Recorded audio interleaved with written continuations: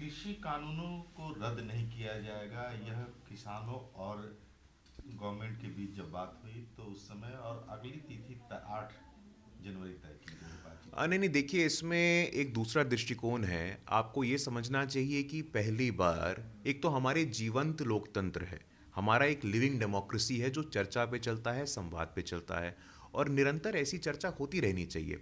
और जहाँ तक आज की बात है, सकारात्मक दिशा में बातें आगे बढ़ी हैं। 4 में से 2 प्रमुख मांगों पे सहमति बन गई है, 2 मांग बचे हैं, तो उसमें मुझे लगता है कि आने वाले 8 तारीख को एक बैठक होनी है। हम लोगों को सकारात्मक रहना चाहिए। और जहाँ तक हमारी पार्टी की बात है, हम लोग आश्वस्त हैं, हम लोग आशान्वित हैं कि आने वाले 8 तारीख को एक ऐसा समाधान निकलेगा जिसपे किसान संगठन भी सहमत होंगे और सरकार भी सहमत होगी। भारत बायोटेक को कोरोना वैक्सीन की मंजूरी दिए जाने पर सवाल खड़े हो रहे हैं, उसको लेकर के भारत बायोटेक के जो एमडी है कृष्णा एला, उन्होंने कहा है कि अब उस टीके का राजनीतिकरण किया जा रहा है। मैं स्पष्ट रूप से बताना चाहता हूं कि मेरे परिवार का कोई भी सदस्य किसी भी राजनीतिक दल से नहीं जुड़ा है। देखिए कितना बड़ा दुर्भाग्य है। एक तरफ तो बम्बई में रज़ा एकेडमी वाले फतवा जारी करते हैं कि वैक्सीन नहीं लेना है, वहीं पे कांग्रेस के कुछ नेता कहते हैं कि बहुत ही अवैज्ञानिक बात है, अलोकतांत्रिक बात है। समाजवादी पार्टी के जो नेता हैं वो कहते हैं कि मैं वैक्सीन नहीं लूँगा, ये बीजेपी का वैक्सीन है। मैं आपके माध्यम से ये बताना चाहता हूँ कि ये वैक्सीन ऑक्सफोर्ड यूनिवर्सिटी और एस्ट्राजेनेका, जो कि ब्रिटिश और एक स्वीडिश जॉइंट एफर्ट से बना है। बाकी आप लोगों की इच्छा है, लेकिन आप लोगों को भ्रम नहीं फैलाना चाहिए। आप लोग राजनीतिक दल के नेता हैं, आपके फॉलोअर्स हैं, आपको लोग सुनते हैं, समाज सुनता है, तो इस प्रकार भ्रमित करके ऐसी अवैज्ञानिक बातें करके अपने मध्यकालीन और प्राचीन मानसिकता का आप लोग परिचय देते हैं।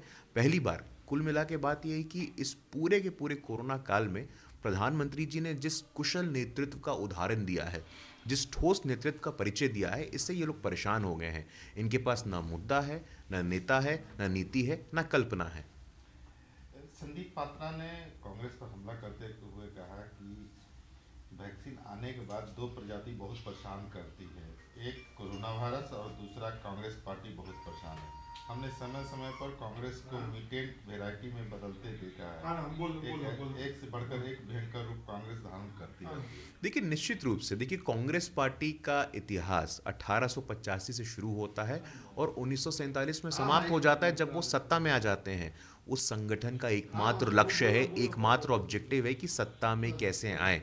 तो निरंतर कांग्रेस पार्टी का विघटन इतने बार हुआ है। कांग्रेस पार्टी जगजीवन राम बन जाता है, इंदिरा गांधी अपना कांग्रेस बना लेती हैं, कांग्रेस ओ बन जाता है। इसीलिए ये म्यूटेशन तो हम लोगों ने देखा, और इसी संदर्भ में हमारे राष्ट्रीय प्रवक्ता संबित पात्रा जी का बयान आया है।